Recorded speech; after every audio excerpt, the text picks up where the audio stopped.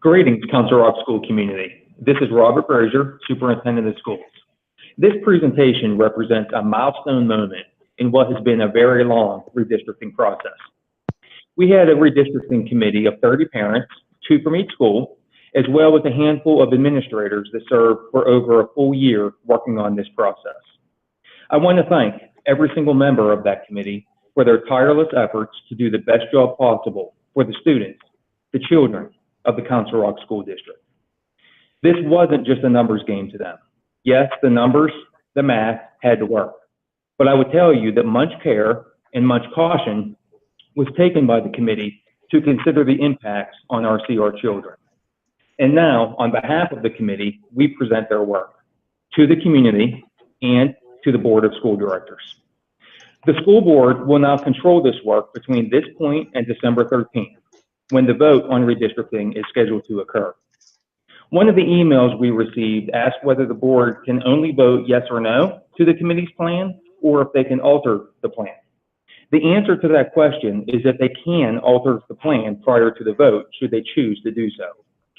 And speaking of emails we've received, as well as surveys completed, I want to thank our parents and our whole community for all of the feedback that you provided over the past year. We care about your thoughts and we care about your feelings. So thank you. The reality is that there's no such thing as a perfect plan. It's impossible to produce a perfect plan. By way of example, I can tell you that at the elementary level, we have a total of 107 classrooms in the north and 124 classrooms in the south. This differential of 17 classrooms is significant when we're trying to achieve something close to a 50-50 balance. Now, some have suggested that a southern school, such as Richboro Elementary, should move north as a whole school. Doing so would actually flip-flop the problem, and in doing so, actually make it worse, as the differential then would be 23 classrooms. So this is hard work, both in terms of the actual work to be done, and most importantly, in terms of how hard this is on our students and on our families. We do care a lot, and I hate to see our community going through this angst. Presenting the committee's work via this presentation will be a combination of Mr. Matthew Cropper from Cropper GIS, as well as a series of district administrators. Mr. Barry Desco, Director of K-12 Education, Dr. Susan Elliott, Assistant Superintendent for Teaching and Learning, Mr. Andy Sanko, Administrator on Special Assignment, and Mr. Andy Rowe, Supervisor of Transportation. And at this point, it's my pleasure to introduce Mr. Cropper from Cropper GIS. Thank you, Dr. Frazier. As Dr. Frazier said, my name is Matthew Cropper with Cropper GIS Consulting. A little bit about who we are. We are based out of Columbus, Ohio, but we do this kind of work all over the country. Our specialty is developing redistricting work, just like we're doing in Council Rock. We also do demographic study work, and also help school districts out with long-range facility plans and helping them determine where to put schools or where to close schools and that kind of work. Some of our recent projects, just to give you an idea on the work that we have done. If you could turn to the next slide, please. We've worked with districts everywhere from 2,000 to 200,000 students. And so we bring to the table expertise in what has and what hasn't worked in school districts all across the country. But we also bring the technical side to assist in the process. GIS stands for Geographic Information Systems, and it helps us to, using that tool, we map out every student and we can count students on any street, and it helps us to provide accurate and informed data to help facilitate the work that the committee is doing as they consider boundary line adjustments and making moves one way or the other. On the next slide, you can see just a little bit of information about myself. I have about 20 years experience in doing this kind of work and managing this kind of projects all across the United States. And in addition to working with K-12 school districts, I also do a lot of work with the U.S. Department of Justice, Office of Civil Rights, and help them with federal desegregation lawsuits. And I'm also active in the planning community as it relates to furthering the research and study of best practices. The next slide shows a little bit of information about our demographer, Dr. Jerome McKibben, and he was instrumental in providing the demographic study work that we did as part of our scope. He is known as one of the best in the business in small area forecasting, and he certainly has a wealth of experience in doing this kind of work across the country. He is regarded as one of the best in the business in small area forecasting by his peers as well as by school officials and the peers in the demography world. Going into a little bit of the history on why we are doing this and why we have to why we're around the table and doing this work as it relates to Council Rock. School consolidation discussion topic it's been a topic of discussion for several years in the district, long before I was around as well. Wrightstown was converted to a K4, and now it's going back to a K6. It was a K4 to help manage the growth and also to reduce the overcrowding in the building. But now they want to make the school back to a K6, so that drives the need to evaluate zones. Also, the middle schools have consolidated from 3 to 2 middle schools with equal capacities.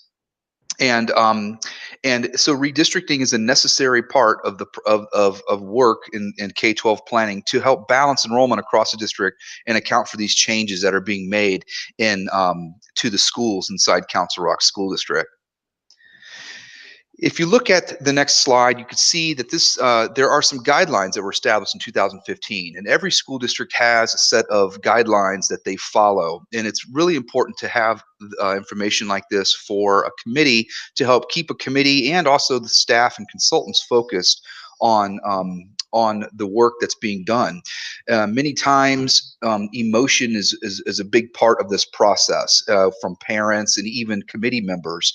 And so, what the real intent of these guidelines are to stay focused on a follow and not let emotion work its way into the process. We want to make sure that all decisions have been made based on data and information, as opposed to the emotional side of redistricting. But these guidelines are to balance the high school populations, do not split elementary schools across feeder patterns, eliminate islands of neighborhoods or communities attending one school but not touching the rest of that attendance area. And the islands are sometimes also referred to as satellite areas or enclaves. And it's really important to address this part of the guidelines because it has been an ongoing topic in Council Rock. Council Rock did have a few areas that were non-contiguous to the school, and it's best practice to have one zone around each building, especially when you start getting into designing and making adjustments to zones and making new zones, to try to design it to eliminate any islands that exist. And there are times when an island may be connected by a small geographic area, but the most important thing to know is that even though it may be connected by a small part of land, it's still an area that's close together. So what we see in times where a school district will use an island, or they'll have a new constructions, for instance, a new subdivision, and they'll assign that new subdivision to another school that's further away from from the school that's closest to them, that's outside of the zone, creating an island. And they do that as a sort of an easy fix. Sometimes I refer to it as a Band-Aid to help immediately avoid overcrowding of a school that they may be closer to. But what happens is, over time, one island gets created, and then they end up with another overcrowding situation a year or two later, and then you'll see another island get created, and then the next thing you know, you have a lot of different non-contiguous areas that are floating around in the district, and it becomes a much bigger problem and much bigger inefficiency in terms of transportation. And we've seen this in a lot of communities and help resolve to get rid of these. And so you don't have an extensive amount of islands in Council Rock at this point, but we want to address that and make sure that we have communities close to schools, and try not to have islands if at all possible, to not further exacerbate or start a trend that could in creating islands in the future as a practice. Another guideline is to cross feeder patterns, moving students in the north to the south or from the south to the north. So looking at making moving population further north as opposed and to help balance enrollment in the schools. And students will attend a school that is relatively close to their address, and that's something that we certainly have looked at. It's never going to be a perfect scenario when we look at redistricting, and there will be times when a student attends a school that may not be the closest school to their home. Is there certain things you just can't avoid, such as the density of neighborhoods, the number of kids that are coming out of neighborhoods, the number of seats that are in a school, that a number of students a school can hold. And different factors like that make it a challenge, but you want to at least be mindful of it and try to assign students as close to their address as possible, knowing that there will be some times when that is not achievable. Only redistrict students once, and so we certainly are adhering to that and not moving students that have been moved previously, and try to make this do this work with only moving students one time. Another guideline that is really not part of the committee's work, but it's more of a policy-driven guideline, is a notion called grandfathering. So the board voted to grandfather current 7th to 11th grade students in the current feeder pattern in north and south, and that is a measure to further reduce the impact of students who would be impacted as a result of redistricting, and just to it's a good gesture by the district to just further reduce the impact on communities and students. So let's talk about the committee a little bit. The committee was made up of 38 members. The school district began an application process back in September of 2017. 2 parents from each school sat on this committee, 3 building administrators, 1 from each level, and 5 central office administrators. So you have a committee that's broad-based, people from all different parts of the district. And although the committee members are affiliated with the school, what we like to tell these parents, especially that are on the committee, is this: you're doing more than just representing your school on this committee. What you have to really focus on is providing a plan that's best for all students in the district, not just one student, not one neighborhood or one school. And so the parents, they're always encouraged to think holistically about a plan, even if it may impact that committee member. And I do think that some committee members were impacted as a result of this recommendation. And so the real value of having them around the table is to tell us what traffic is like at rush hour. Where are there bottlenecks at certain traffic intersections? Where do they see students walking across the street? And the community dynamics and how community associations and those types of things that parents know a lot about, and help provide input to help benefit the entire committee. All of the original committee from the fall 2017, winter 2018 process remains, with the exception of 2 new members. We did break over the summer, and then when we regrouped back in this fall winter, we had 2 new members that came on board, but we brought them up to speed pretty quickly, and there was no lag, or it did not impact the process whatsoever. In addition to the committee, the public has been very helpful in this process. We have received thousands of emails and comments via the redistricting email address, and those have been reviewed and studied. Copies of the map have been shared with the public at specific times throughout the process.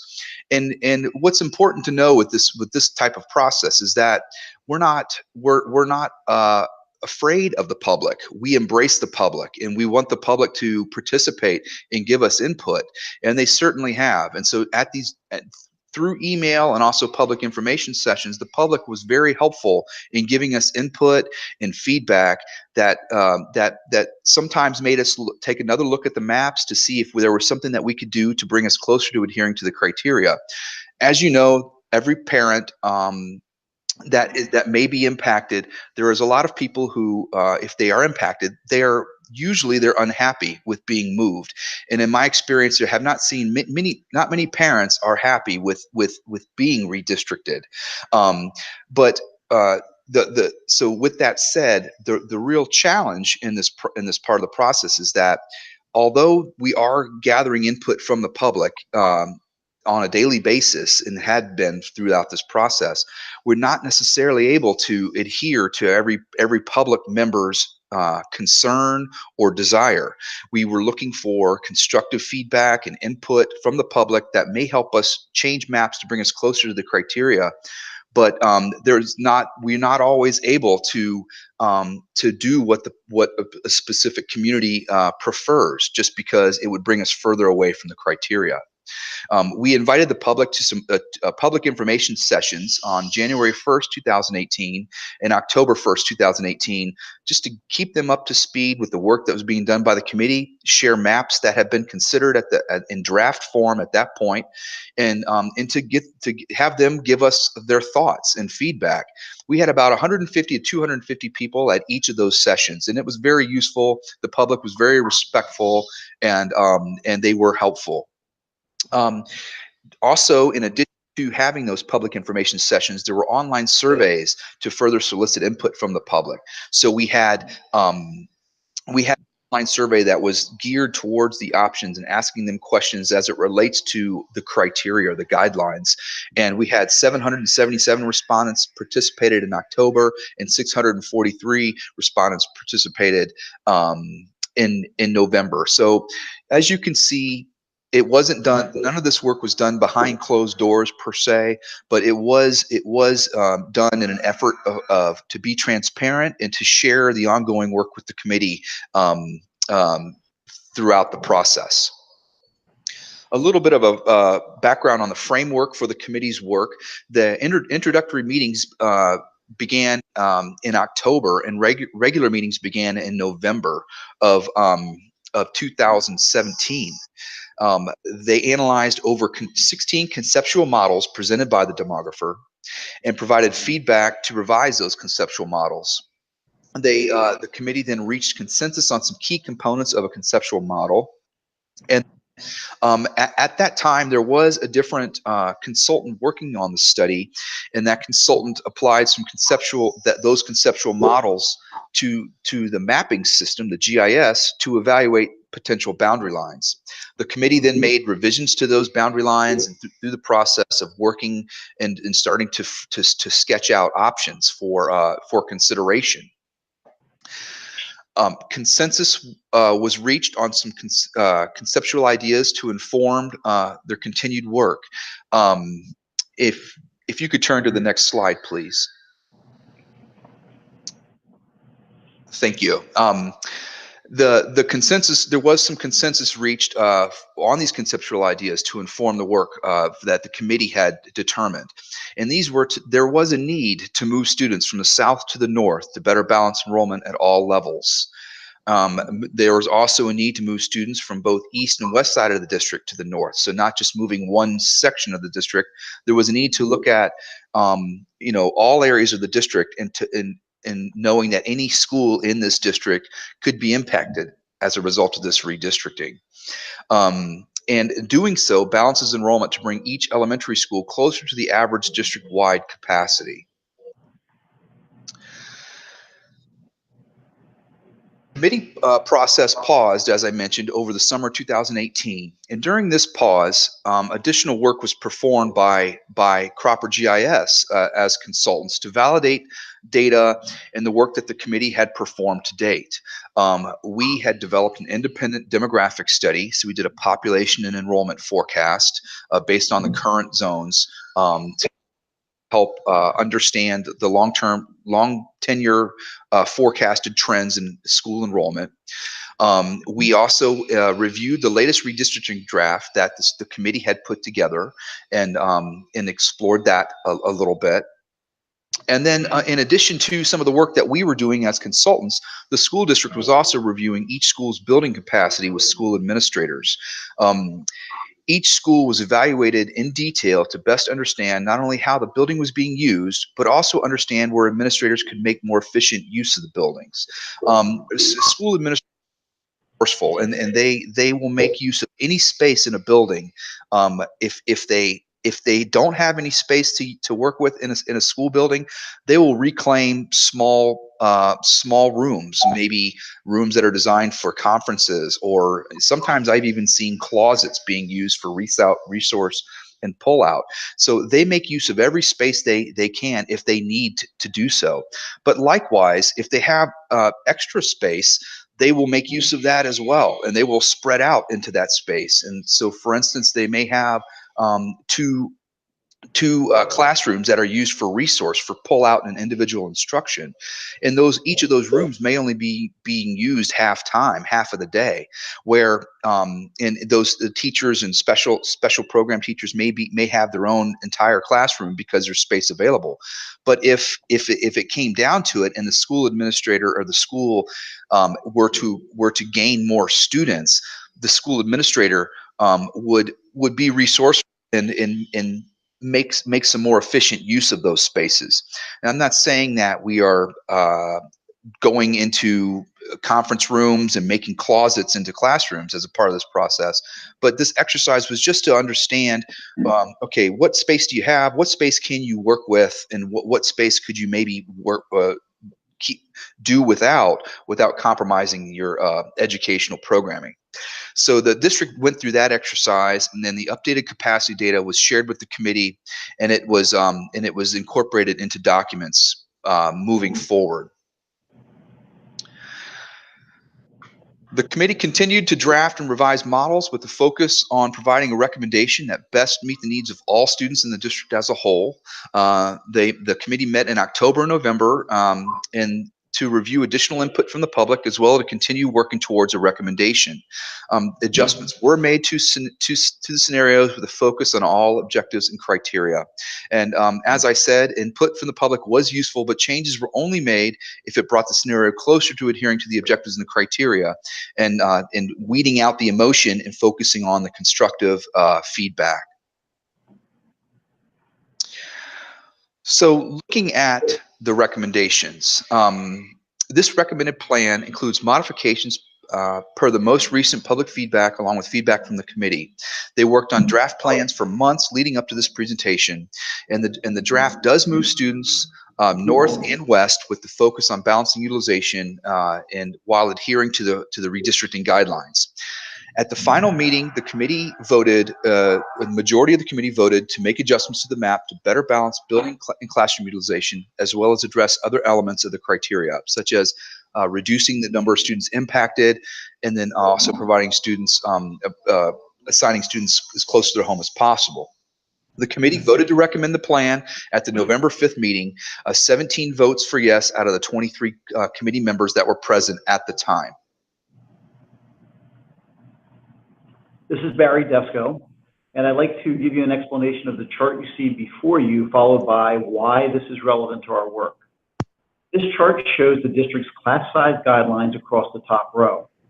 The grade level numbers reflect the redistricted populations of that school based on the October 2017 enrollment, and below that, the number of classrooms needed to accommodate that enrollment. To the far right, the classrooms available column shows the current available classrooms at that school, and the next column shows a net classrooms available total. A negative number meaning these would be additional spaces, and a positive number meaning we would need to use some space differently to gain the classrooms necessary for that population. In this case, both Hillcrest and Holland Elementary School, the principals have been consulted and have indicated to us that they will be able to accommodate this classroom space for the population assigned to it. The final column to the right is the estimated utilization based on student capacity, which was based on the work of proper GIS. The first lens used to determine a redistricted population, what was referenced as a conceptual model, was based on student capacity, the overall number of students that could fit into a school if all regular education classrooms were filled to the district's class size guidelines. This chart provides an additional look at capacity through a different lens, the number of classrooms needed to schedule the number of sections necessary in our schools. After the redistricting committee refined their recommendation, the next step was to consider the classroom capacity. This then helped to guide the committee in making adjustments to their work to better understand if the available classrooms could accommodate the redistricted population. To provide some insight into the significance of this chart, I draw your attention to Wrightstown Elementary School. As an example, 2 additional students in kindergarten would necessitate the need for an additional classroom. 3 additional students in first grade at Wrightstown Elementary School would also require an additional classroom. The information in this chart was used to help determine the final recommendation that was made by the redistricting committee.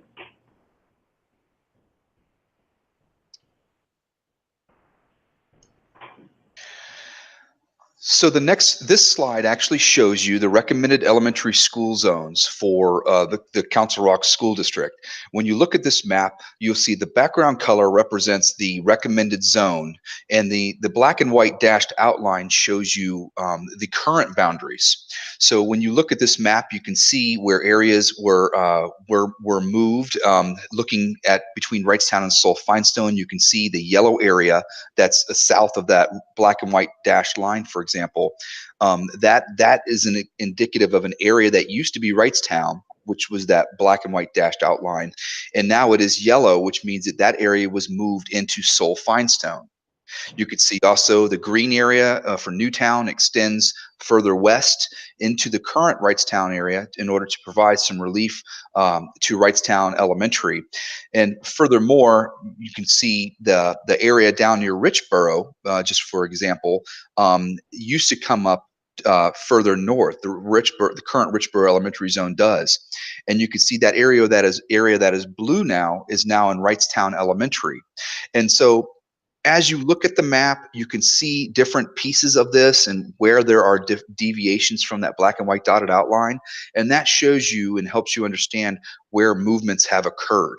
And as you can see, this does depict the notion that the committee was working on in moving area further north, incorporating both east and west parts of the district, and moving area north in order to provide some relief to some of the schools. Further relief to the schools in the south.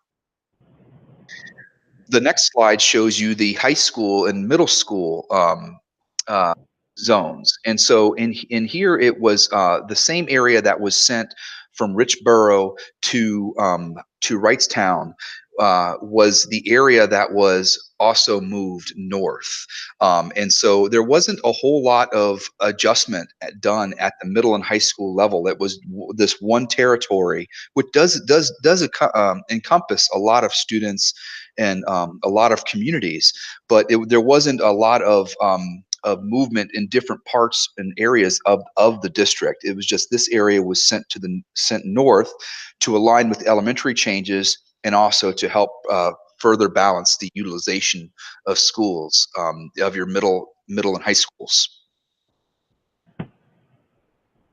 The next slide shows you some statistics, and so what this shows you is the currently enrolled students at each building, and then the recommended enrollment. So the number of students that live inside each zone, based on the new boundaries.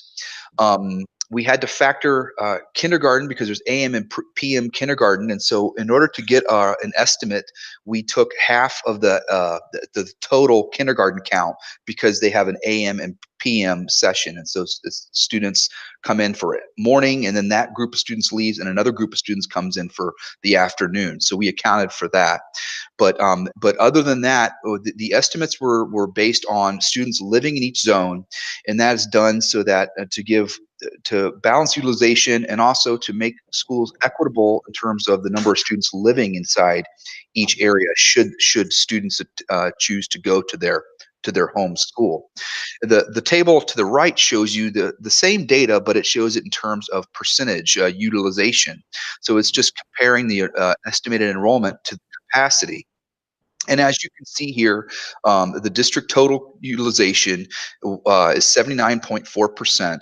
And the currently enrolled buildings has some imbalances. Some are high on the high side and some may be on the lower side. And the recommendation, as you can see, it does level out and balance the utilization of the buildings across the district. The next slide shows some middle and high school data. As you can see, Richboro Middle School is closed, and so we had to account for that. And you can see what the estimated enrollment is for each of the middle schools as a result of this of the committee's recommendation. And the buildings are equitable in terms of number of students in there. Holland Middle School 93%, and Newtown Middle School at 90%, with the district average being 91.6% utilized. High schools as well have achieved a balance of students. They're with the movement that had occurred.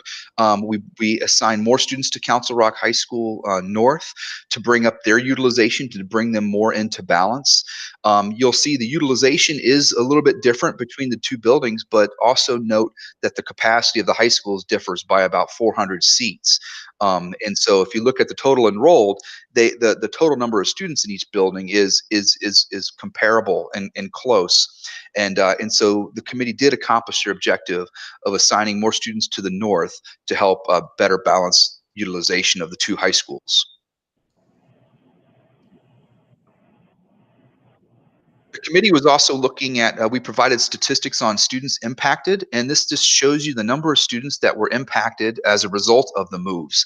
A couple things to note is that these impacted counts, we're counting every single kindergartner as a number in these tables. And so when you compare this to the estimates, you have to remember that we're taking half of that kindergarten cohort in order to give you a more accurate estimate. So that is a little bit of a nuance to understand with the impacts.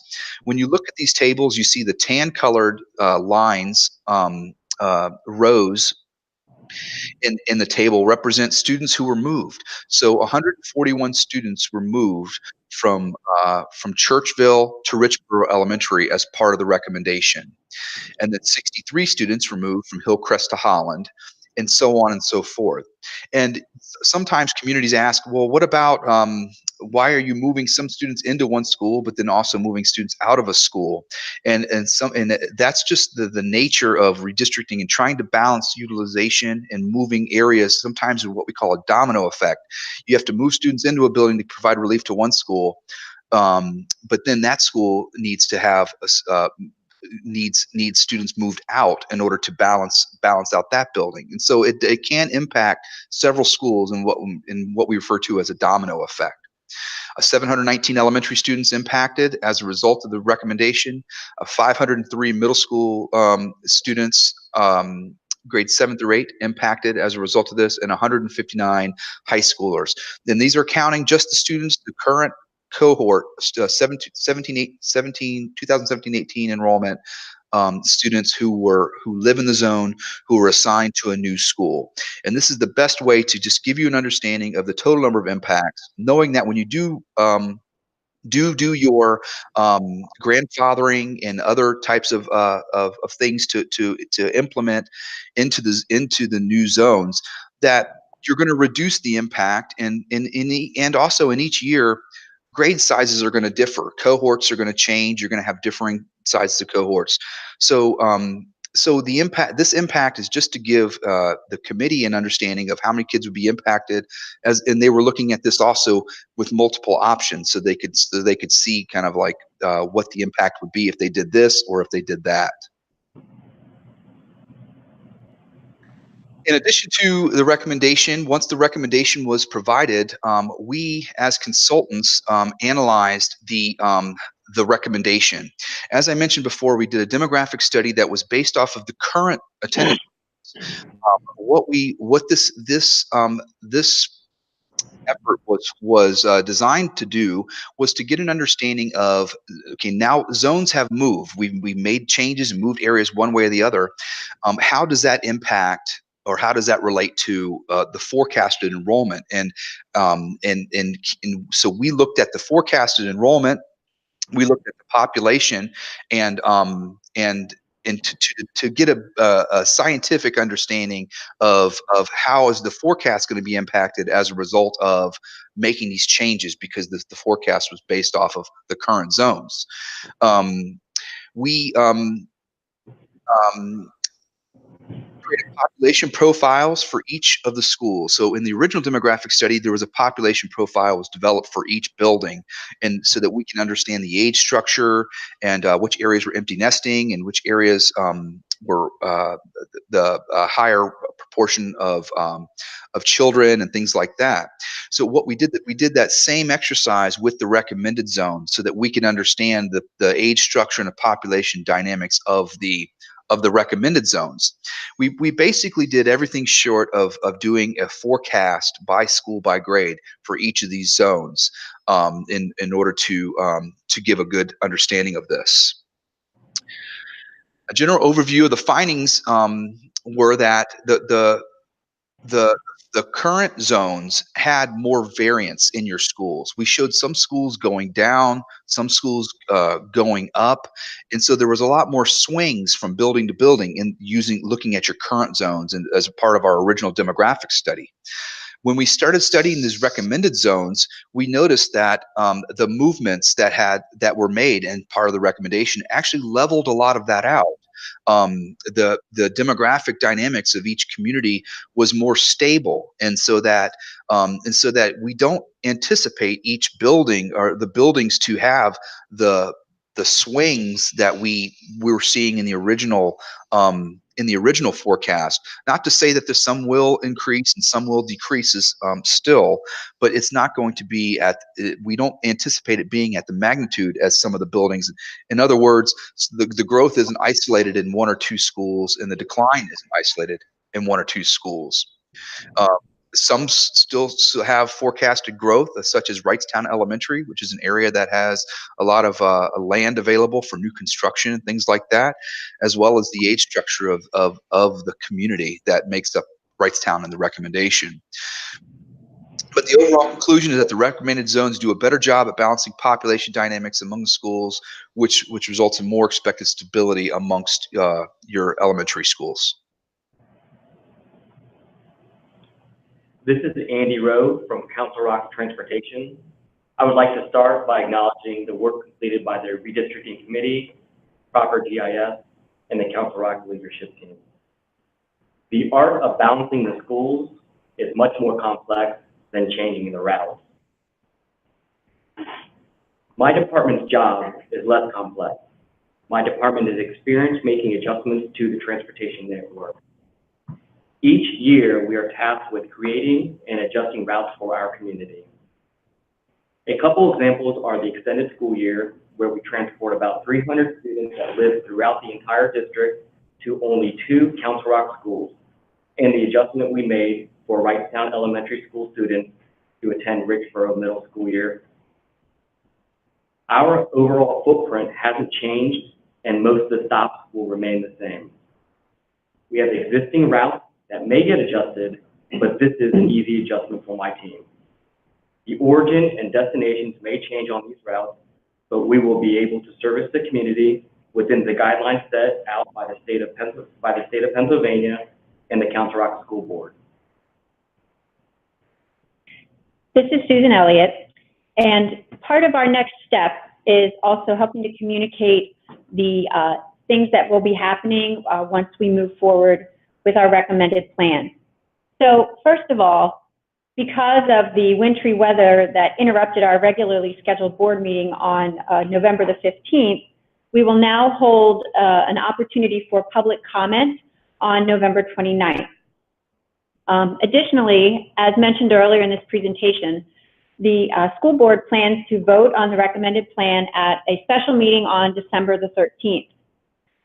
One of the things that will also be happening is as part of this work, we will update our current school locator tool on our district website with the new boundaries as well as the 2018-2019 enrollment.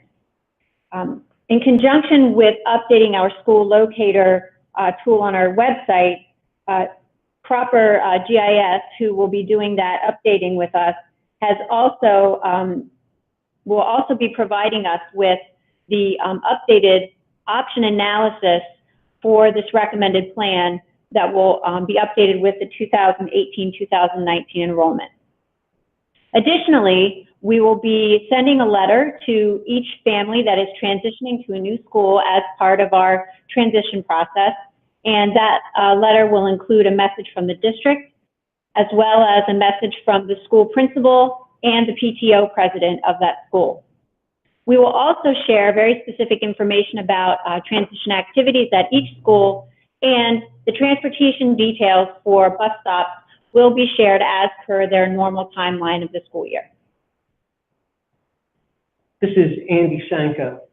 Transitioning is a key component of this entire process. Transitioning students, it's not new for us. In fact, teachers and principals successfully transition students each year from grade to grade and from level to level. We even successfully transition students when they come to our schools mid-year. Our school teams are very good at transitioning students. Teachers and principals do a fabulous job of wrapping their arms around our students to provide them with a soft landing as they move into any of our schools. Some of the activities shared with you on these upcoming slides occur naturally and are part of our internal and intra-school operations. Other examples demonstrate how our school teams will continue to go the extra mile and show their commitment to each of our kids who are moved through this redistricting process.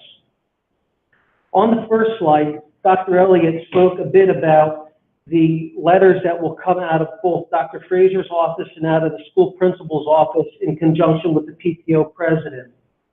Those letters and samples of those letters, along with FAQs and all transition material, will be located on the Council Rock School District website, and there will be a button put there by Mrs. O'Grady that is similar to the Redistricting Hub. So you will be able to find all transition activities and information on our website underneath the Redistricting Hub, and there will be a specific button for transitions.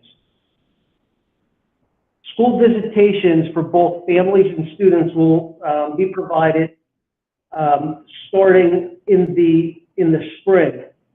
Each of our schools will offer student and family tours. We'll offer a spring open house, and consistent with what all of our elementary schools have done in the past, we will offer a summer meet and greet with the principal and staff so that students and families can get acclimated to their new location. In addition, we will work closely with our PTOs and our PTO community to continue to build opportunities in for students to transition into their new location. As we are working through this school year, things that you may not see in an overt way include transition team meetings where school personnel will meet with other schools to talk about logistics as well as individual students as they move to their new school once we identify each student and their new location. We will also be working through our principals to provide PTO liaisons to connect with each new redistricted family as they enter their new school. We will look closely at the schedule of each student coming into our building and students coming from one building into another building. We will, at the very best of our ability, try to match students up so that they have friends in the same classroom with them as we schedule to start the 2019-2020 school year. Additionally, in the spring, each of our receiving schools will get pen pals, and we will create a pen pal opportunity between students from the schools they are leaving and coming to. We've done this before successfully, And we have found that the pen pal letter is just the start of a good relationship and a good welcome for students as they move into our school. During the 2019-2020 school year, we will offer student-led tours for new students. We will offer opportunities for peer buddies during the first days of school. We'll have opportunities for lunch buddies where some of our staff will facilitate those conversations over lunch. Each school will have a school-wide welcome celebration, and all of the welcome information and transition information will be provided on the Redistricting and Transition Hub of the website. It's important to note that as we move forward with transitioning, we're not only focused on the students who are going to be moving from one school or another, but we're going to also focus on the students who are staying behind in the school that they're currently in. This redistricting and any transition is a change for all of us. To help ensure a smooth transition, it will require open and continuous communication. That includes communication with home, the school, and of course, our PTOs. We believe strongly that no one can take better care of our students than we can collectively. That's why this transition is so important. It's also important to mention to you that once the transition activities have concluded, that doesn't mean that transitioning has ended. Continuous and informal check-ins by teachers and principals will take place on a regular basis throughout the year. We can all best serve our students by keeping abreast of the transition activities and by visiting the Redistricting Hub on our website, and most especially by getting involved in the school activities.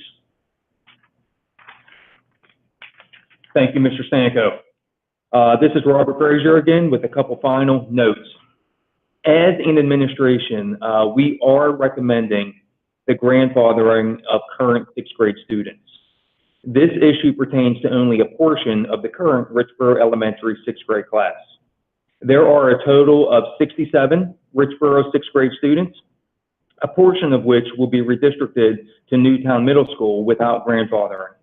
We feel for these students because they will have had no significant opportunity to form friendships with any peers from the north before making what can be a difficult transition to middle school. For perspective, Goodnow will send 119 students to Newtown Middle. Newtown Elementary will send 166 students to Newtown Middle, and Sewell Finestone will send 119 students to Newtown Middle. For additional perspective, the outgoing Holland Middle School 8th grade class consists of 489 students. Even if we grandfather all Richboro 6th grade students, the incoming 7th grade Holland Middle School class would be 449 students. Thus, Holland Middle would be and would feel a bit less crowded than it does this year. So again, our administrative recommendation is to grandfather these 6th grade students, and we do not recommend any additional grandfathering. And lastly, we want to remind you that we are canceling the Academic Standards Committee meeting scheduled for November 29th so that we can devote that evening to school board business, certainly to include hearing public comment regarding redistricting. We will begin at 7 p.m. that evening with the location to be announced. And in the meantime, of course, the redistricting email address continues to be fully functional and will remain fully functional through December 13th. Additionally, all of the maps and accompanying documents may be found on the Redistricting Hub on our website, and that will also continue to be the case throughout this process. Thank you so much for your time.